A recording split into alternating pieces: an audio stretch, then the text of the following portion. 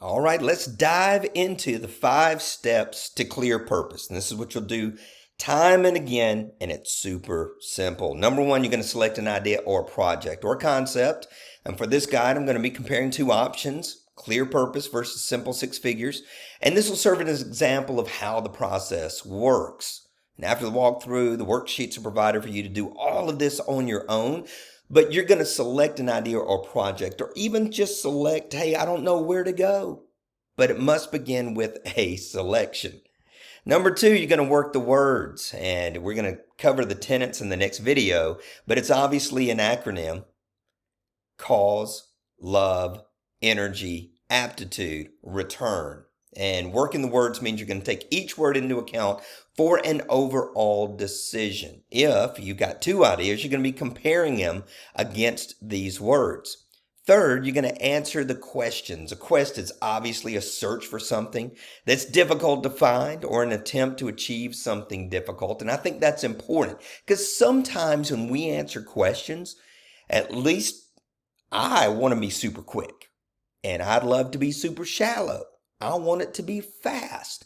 I'm not great at sitting and thinking and plotting because I'm an energy person.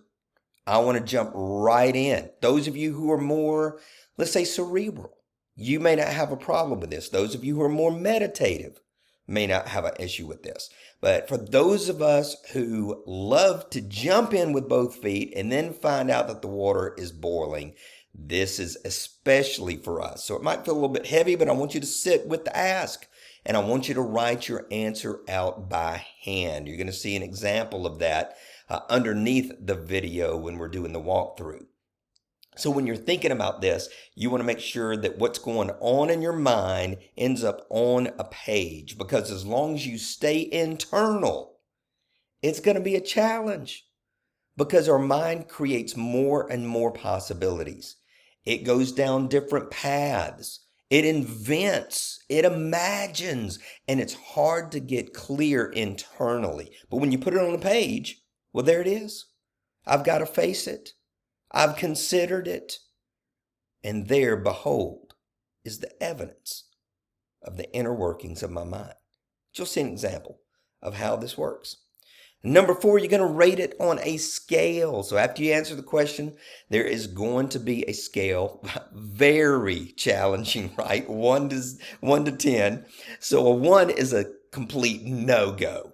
In fact, if you get a 1 on any of the words, any of the tenets, you probably just shouldn't do it because there's got to be something going on, right? If you get a 10, it's a full flow.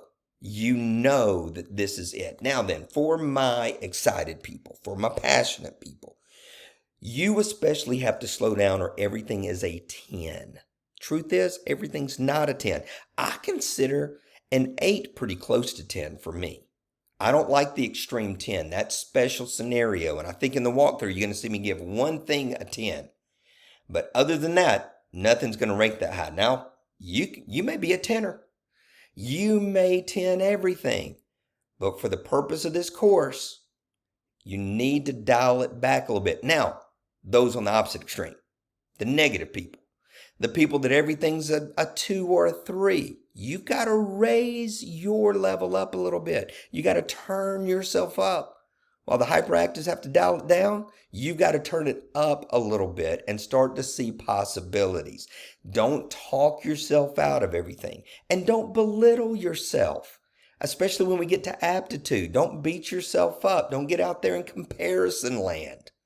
Instead, give a true rating. If you can, think about it being another person and rate that, because sometimes we're a little bit too hard on ourselves. So make sure that you're rating accurately. And then you're going to score it. There's 50 points total. And you can decide what level is flow for you. Like on average, if you can, you can really get it pretty high and you get a 40 out of 50, you may feel like, man, that's really all 8s on average. That's pretty awesome. Or 35 out of 50 may feel pretty good to you. You've got to decide on your own score level.